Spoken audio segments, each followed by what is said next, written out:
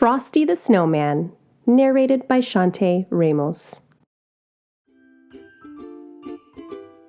It all started with the snow, the first snow of the season.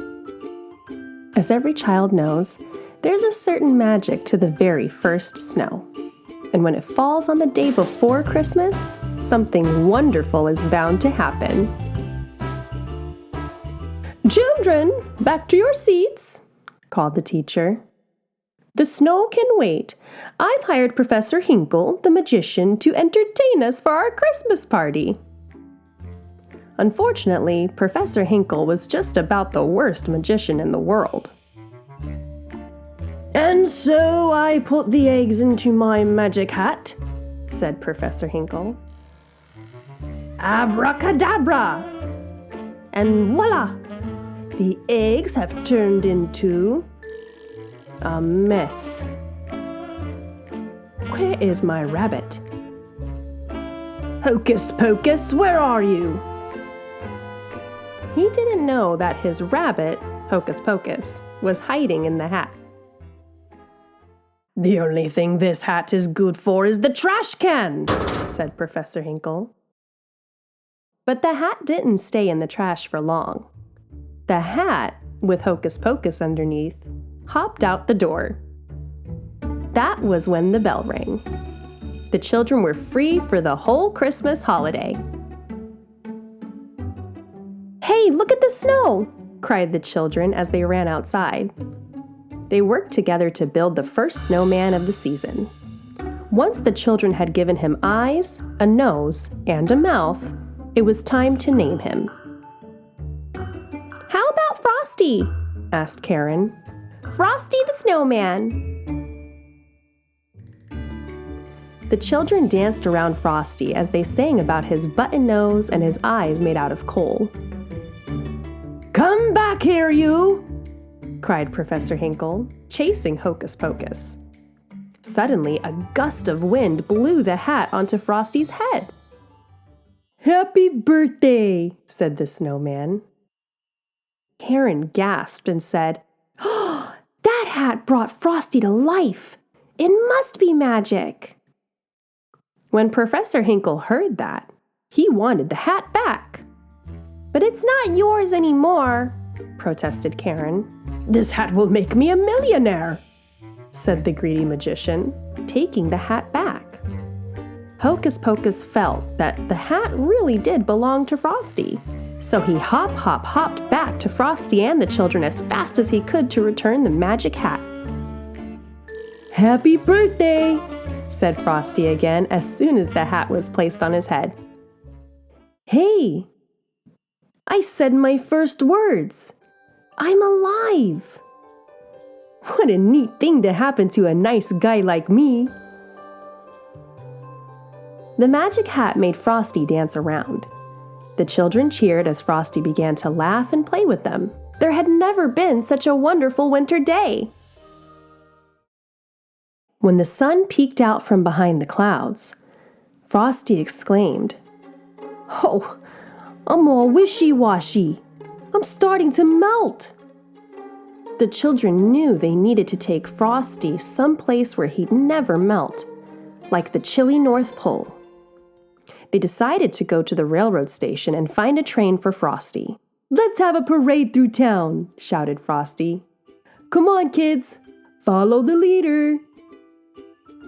All too soon, it was time for the train and Frosty to leave. "I'll go with you, Frosty," said Karen. "I'm sure I'll be back in time for supper." Karen, Frosty, and Hocus Pocus jumped into a refrigerated boxcar on a freight train headed north. No one saw Professor Hinkle sneak under the train car and hold on. A refrigerated boxcar is a splendid way to travel. Splendid, that is, if one is a snowman or a furry-coated rabbit. But for a little girl like Karen, it was just too cold. So when the freight train made a stop, Frosty got them all out.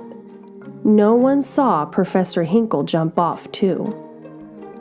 Frosty took Karen and Hocus Pocus to a wooded glen, where they found animals decorating the trees for their big celebration. They knew Santa Claus was coming that night. After Hocus Pocus spoke to the animals, they agreed to build a campfire to keep Karen warm. But it didn't take long for Professor Hinkle to catch up with the friends. "Get on my shoulders, Karen!" cried Frosty. Frosty, since he was made of snow, was the fastest belly whopper in the world. Soon, he and Karen were sliding down a hill, leaving that greedy Professor Hinkle far behind. At the bottom of the hill was a tiny greenhouse for growing tropical poinsettias for Christmas. It was the perfect place for Karen to stay warm. "Frosty, you'll melt in here," warned Karen. "I'll only stay inside for a minute," Frosty assured her.